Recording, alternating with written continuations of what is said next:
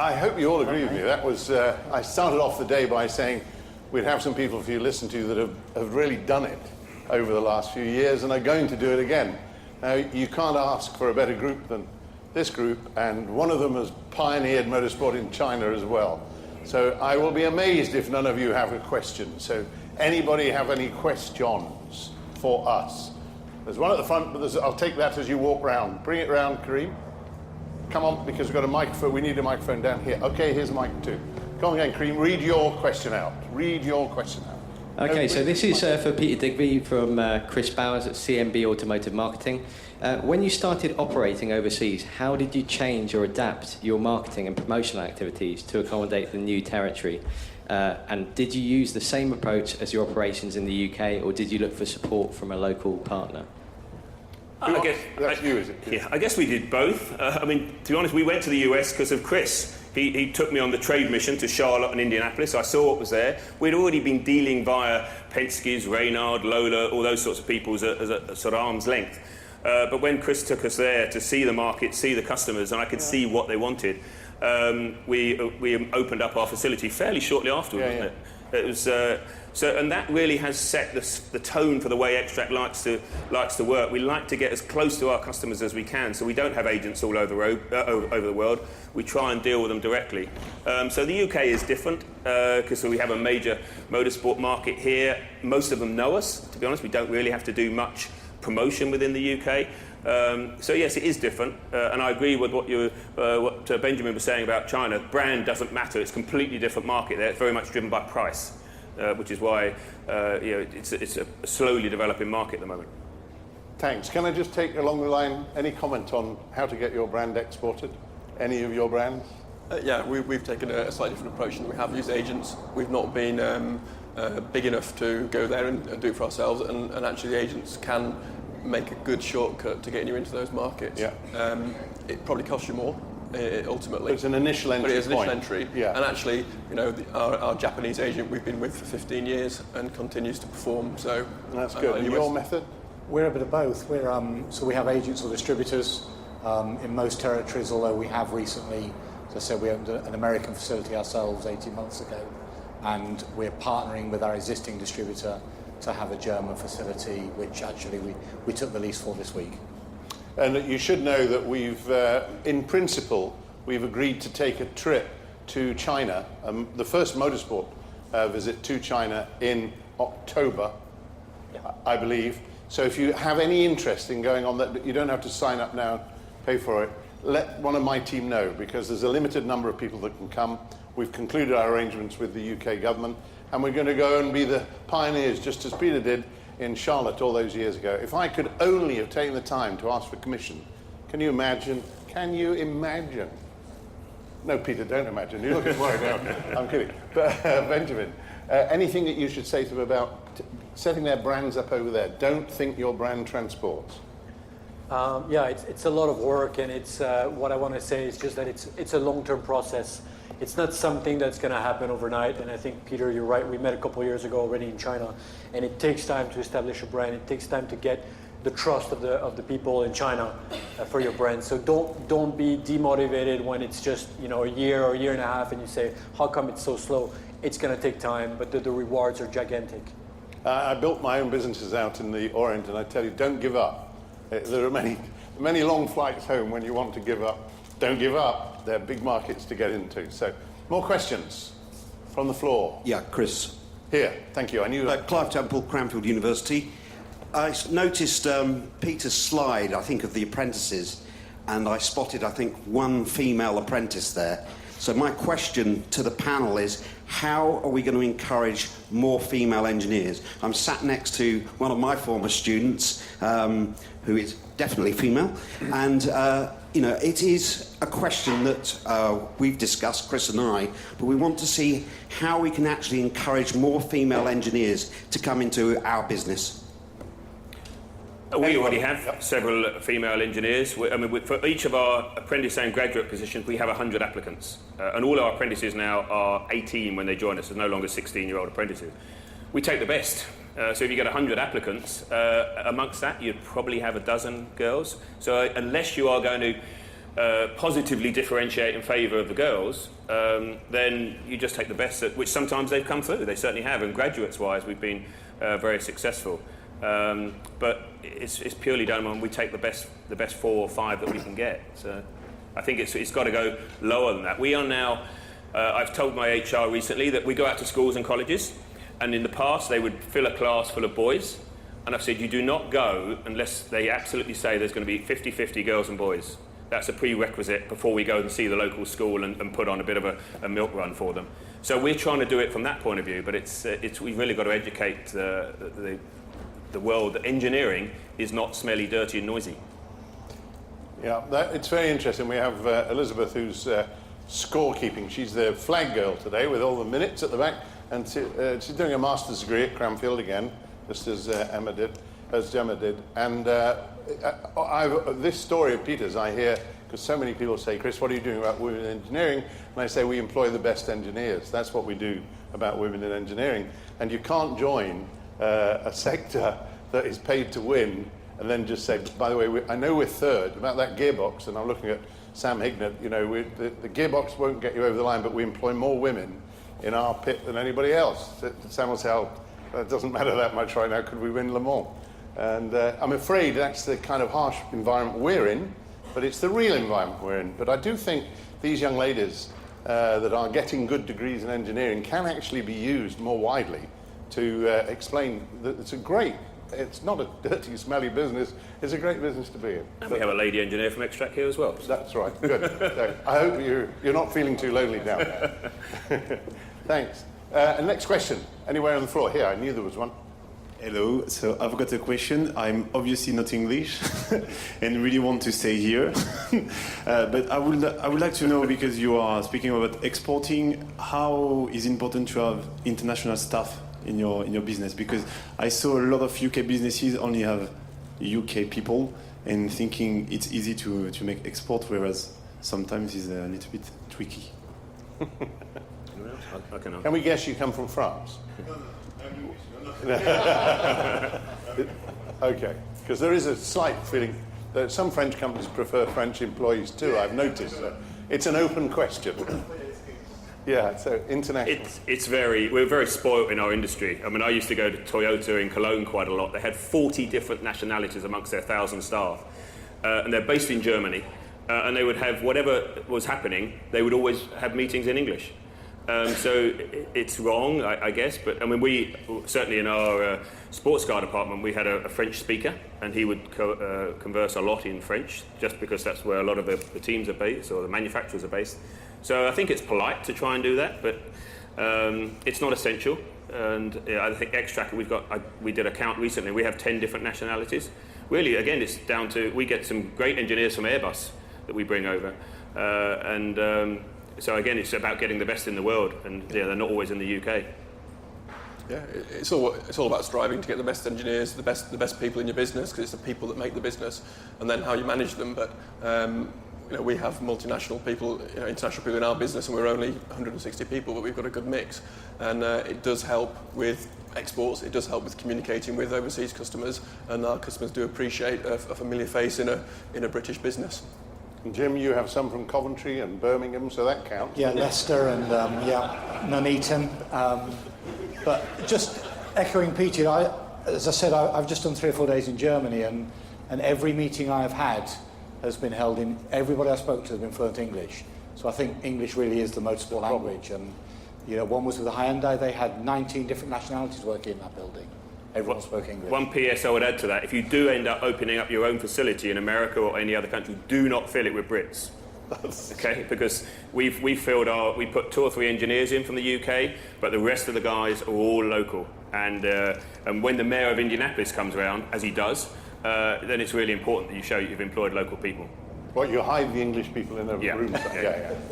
That's good. All these marketing tips from my years there. By the way, I've suddenly realised the MIA is winning on both counts. We have a lady who's from France helping today, Emily Geeson. So we get 2 out of 3 there, you see. You're not an engineer, are you, Emily, as well? Damn, I'd have won an award. Okay, a lady, that's what we want. Hi. Hello, Cécile Perard, Performance Testing Leader for Infinium. So several comments. First, we are a lot of non-English people here. Apparently, we are surrounded by French. Second point, there are engineer female. Definitively, maybe not a lot, but those who are here are very strong, I believe. More seriously, I have a question for Benjamin. So as you know, it's very difficult for European OEM to develop a brand in China without any partnership local, I mean. So for example, I take a PSA with the association with Dongfeng. Is it possible in motorsport to develop a own brand? I mean, with your help, of course, but is it possible to develop a brand without any Chinese partnership in motorsport? Yeah, I think so. I think it is possible to develop your own brand without a local partner. What is difficult is not to have any support on the ground from local people, I mean Chinese people, but definitely it's possible to develop your own brand without a Chinese partner. It's legal. It's totally possible now. The legal structure is called the WOFI, the wholly owned foreign enterprise. So you can come as a foreign investor and invest your money into a 100% owned company. The only challenge is that you won't be able to get that money out of China, so that's a challenge in some cases. But it will be 100% your company, so you'll be free to spend your money in China. But it is possible now. Okay. Nice for holidays. I have to say, I started my talk tonight today saying what a global business we're in, and the MI embraces globality in its full sense. We now have a French lady asking a Frenchman from China about if you leave here not understanding this is an international business, we welcome you both. And I would like to add just on the two previous questions, first of all, about women in motorsport. I just had one of my staff resign last week. She's a woman because her boyfriend didn't want her to work in motorsport. So that still happens sometimes in Asia. And staff about different places in the world. I have some of my clients from Beijing telling me that I won't be able to work with them unless I have a staff from Beijing or northern China, because my current staff is from Shanghai and it's too different. So just consider this. China is a very big country. It's like the US. Sometimes the West Coast and the East Coast are a different world. China is the same. It's 100 countries inside one. Just think about it. That's good. Okay, and more questions. There was one over here too. Perhaps from somebody from England would be just to break a habit. Was there somebody here with a hand up? Oh, there you are.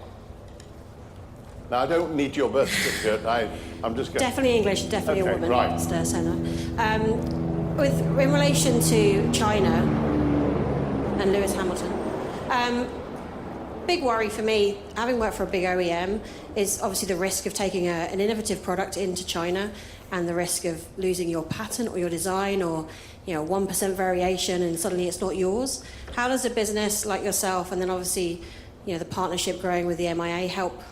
I think that's a big thing everyone's scared of, the Evoque, the Landwind, just to say some a few. But if you're going with an innovative product or a motor or an engine or an EV capacity cell, how do we protect that? Okay, it's not a new question. Yeah, it is a question that we're being asked every time, and I totally recognize that it's very, very valid. Things will be copied no matter what. So that's usually the way I reply to it. Whether you come to China or you don't come to China, it will be copied. Even if you don't go there to produce it over there, they will come here, buy it here, go back and produce it over there if it's a part that they need or it's a technology that they need. So they will find a way.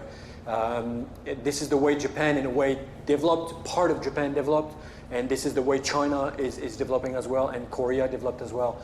I would say the best way to fight against it is not using the patent, the registering your patent. Of course, you have to do that, but it's about bringing your company, your brand, your technology to the market and fighting the local competition.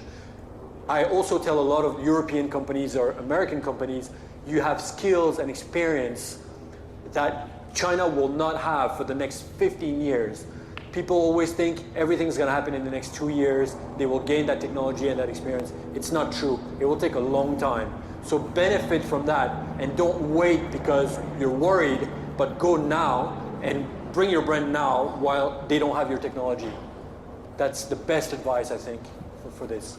Yeah, I love the idea. I mean, some of us are old enough to remember when the first wave of Oriental attack arrived in the UK, and at all these shows, the Oriental gentlemen and ladies would just be taking photographs of all our products. and you rapidly had to call a product meeting to say, better make something new.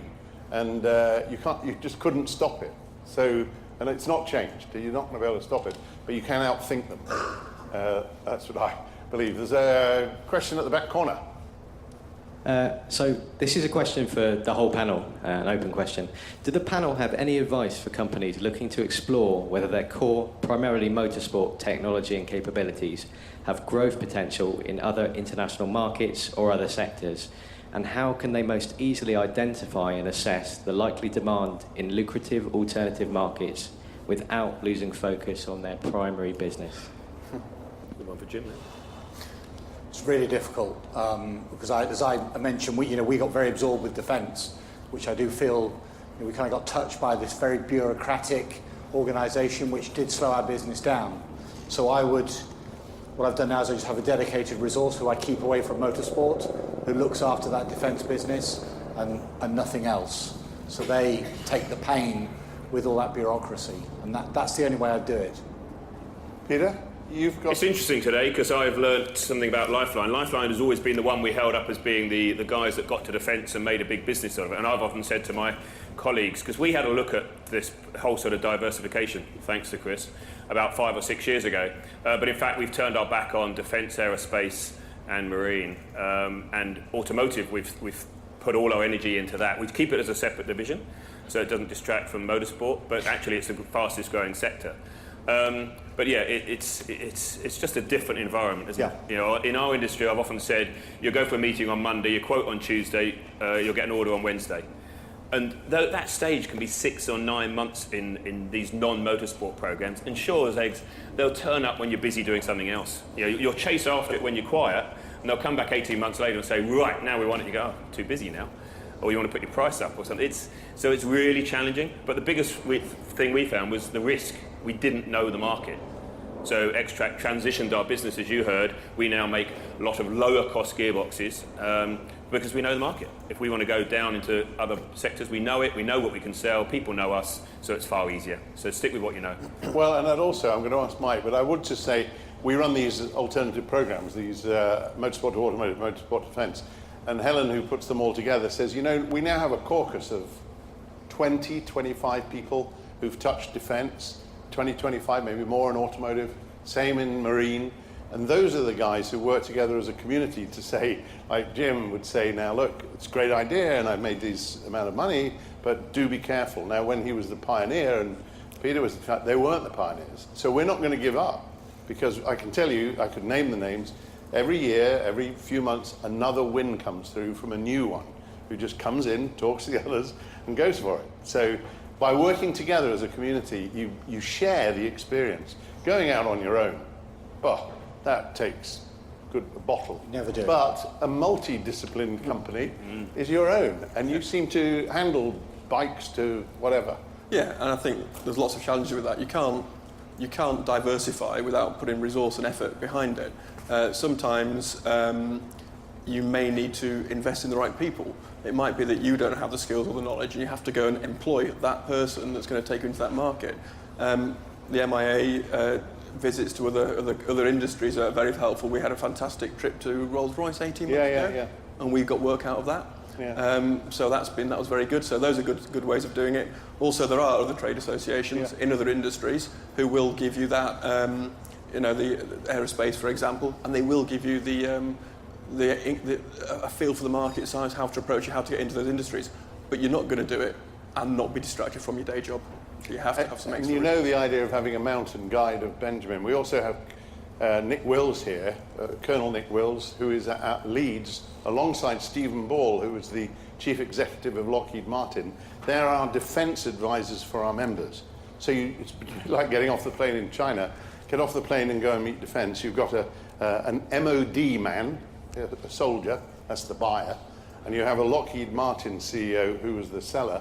So you can't get any better advice if you want to get into the markets. Their advice might be don't, but they're very straightforward. So that's how the community works together. So I believe we move on now, John. I think I've had the red sign at the back, and shall I just announce the break? Okay, well, there's good traditional British, not French, British